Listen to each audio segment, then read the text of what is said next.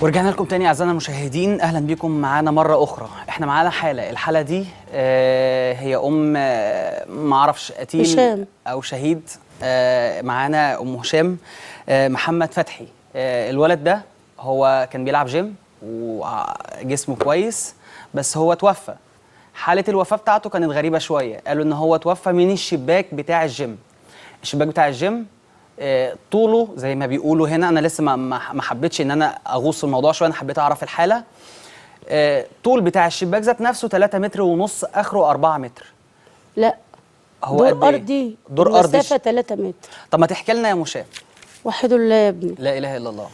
يعني انا كنت قاعده في البيت. اسمعني يا سياده الرئيس، اسمعني، شوف الغلبان بيندس بالذات.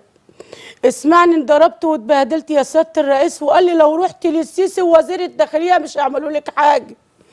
اللي مات دوت انت قلت شعب مصر وشباب مصر كلهم اولادي، وقالوا لي الرئيس السيسي مش هيقابلك ولا اي قناه عشان انت خدامه.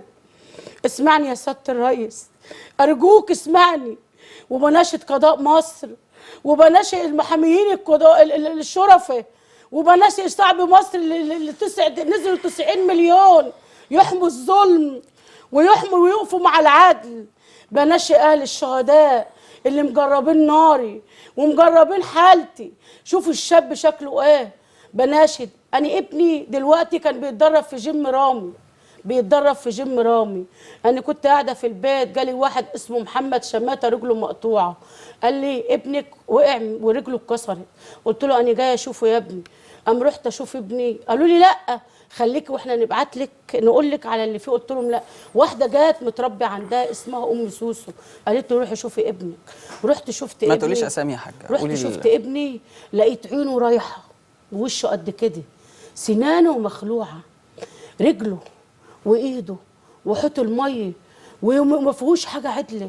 وعارف يا سياده الرئيس، لما يقع من الحته دي تصور عاملين تفكك في الجمجمه ونزيف داخلي، وايده ورجله مكسورين وعينه، كل دي مش باين منه اي حاجه مش باين منه. ده عشان وقع من شباك 3 متر.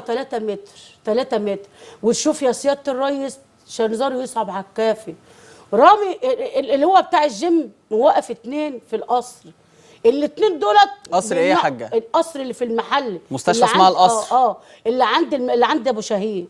القصر بتاع ابو شهيد، هو موقف 2 تحت، بيقول لك الولا في حاله خطره، وبعدين نزيف داخلي. الولا نزيف داخلي، لما يقف النزيف الداخلي يا حاجه هنقوم نوديه نعمل له عمليه. تمام. قلت له ماشي يا ابني.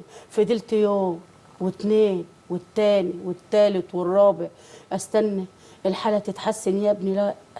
والجيم مليان، اللي اصل مليان وده مليان وكله مليان. وانا قاعده. بصوا يا جماعه، ده صوره المجني عليه. هشام. هشام ده هو اللي توفى، اللي وقع من 3 متر. والورق واللي وصل لنا ان هو عنده تهتك او كسر في الجمجمه، عينيه الاتنين مفخوتين او حاجه زي كده، سنانه واقعه، ايديه اليمين مكسوره ورجله مكسور وبطنه مفتوحه، وحوت الميه الحوض بتاع الميه. طيب كمان ده كله وقع من 3 متر. مفيش حد كان عايز يخلي الست تصور في المستشفى، ولا كان عايز يخلي الولد ده حد يجيب صورته وهو نايم على السرير. كملي يا حاجه. تصور يا سياده الرئيس، مرضوش يدخلوني، قالوا لي ما يدخلوا بامر رامي، بامر صاحب الجيم، الاثنين اللي واقفين على الباب في القصر بيتخشوا بامره.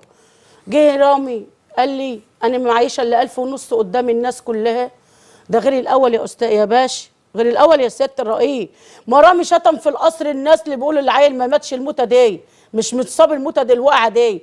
رامي شتم في القصر قدام ناس شهود صاحب الجيم وقال ادبه، والناس ما رضتش تتكلم ولا تفتح بقها. بصوا يا جماعه، دي شهاده الوفاه بتاعت الشهيد ذات نفسه او المجني عليه.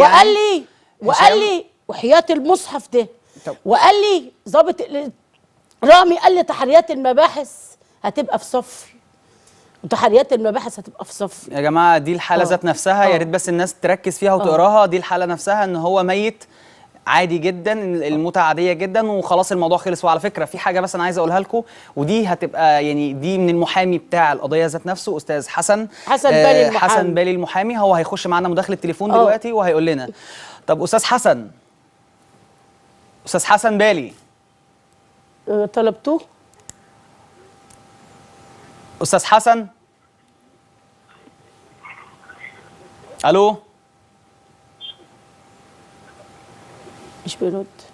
طب لما يرجع لنا استاذ حسن تاني عايزين نتكلم بس في تقرير الطب الشرعي قال ايه بالظبط، وهو رفض ليه تقرير الطب الشرعي ان هو يرجع ويشوف الجثه تاني. يا سياده الرئيس ما شرحوش ابني، عارف ما عملوش محضر. تعرف المباحث قالوا لي ايه يا سياده الرئيس؟ بقول لهم عايز اعمل محضر، قالوا لي ايه؟ تعرف قالوا لي ايه يا سياده الرئيس؟ لو عملت محضر يا حاجه وطلع كلامك كذب هتتحبس انت وعيالك، وابنك هيقعد 15 يوم مش هيندفع، واجراءات وبتاع واللازم منه يا حاج. ونزل المباحث معايا للنبطشيه تحت. وقال لهم بتعملوا ايه؟ اقسم بالله العظيم وكتاب ربي هم كلهم اللي انا ببصم انا وابني بنبصم اللي هم بيعملوا شهاده الوفاه، ولا عملوا محضر ولا عملوا اي حاجه ولا عملوا محتاجه. وانا ما فيش الا عيلين معايا بس. دي تاني عيل